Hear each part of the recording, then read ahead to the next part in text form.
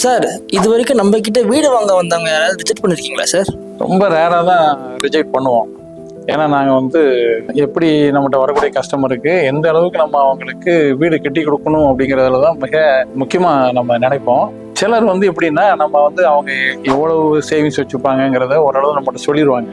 அதுக்கப்புறம் அவங்களுடைய ஒருவேளை ஜுவல் லோன்னாலும் அவங்க ஜுவல் லோன் வச்சு எவ்வளோ பணம் அவங்களால எடுக்க முடியும் அப்படின்னு நினச்சிட்டு அதுக்கப்புறம் அவங்களோட சேலரி தகுந்த மாதிரியான பேங்க்லேயே நம்ம வந்து எவ்வளோ ஹவுசிங் லோன் கிடைக்கணும் நம்ம ஒரு பிளான் பண்ணிடுவோம்.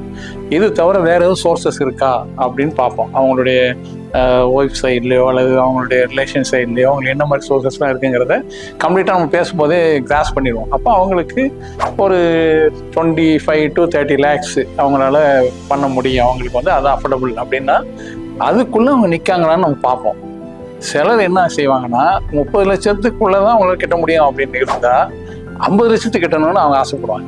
அதுக்கு என்ன காரணம் சொல்லுவாங்கன்னா, எனக்கு வந்து ஊரில் ஒரு வீடு இருக்குது அல்லது அங்கே அவுட்டில் நான் ஒரு இடம் வாங்கி போட்டிருக்கேன், நான் மெட்ராஸில் வேலை பார்க்கும்போது எனக்கு ஒரு இடம் கிடந்தது, அப்படி ஏதாவது ஒரு இடத்த சேல் பண்ணணும்னு நினைப்பாங்க. அது வந்து உறுதியாக சேல் ஆனால் தான் அந்த பட்ஜெட்டை நம்ம உள்ளே எடுத்துகிட்டு வரணும்.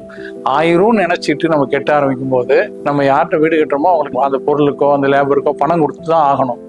அவங்க கம்பல் பண்ணி கேட்கும்போது இவங்க எங்கேயாவது வெளியே கடன் வாங்குவாங்க. கடன் வாங்கினாங்கன்னா அந்த வீடு அவங்க கட்டி முடிச்சு கொஞ்ச நாள்ல கையை விட்டு போயிடும்.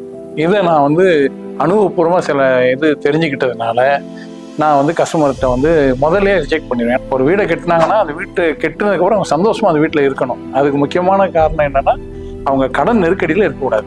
இதுதான் ரொம்ப முக்கியம். அப்படி இல்லை இவங்க ரொம்ப கடன் பட்டுருவாங்க, இவங்க ரொம்ப டெம்ட் ஆகிறாங்கன்னா நான் வந்து கண்டிப்பாக அவங்களை எப்படியாவது ஒரு விதத்தில் நாம கண்டிப்பாக அவாய்ட் பண்ணிடுவேன்.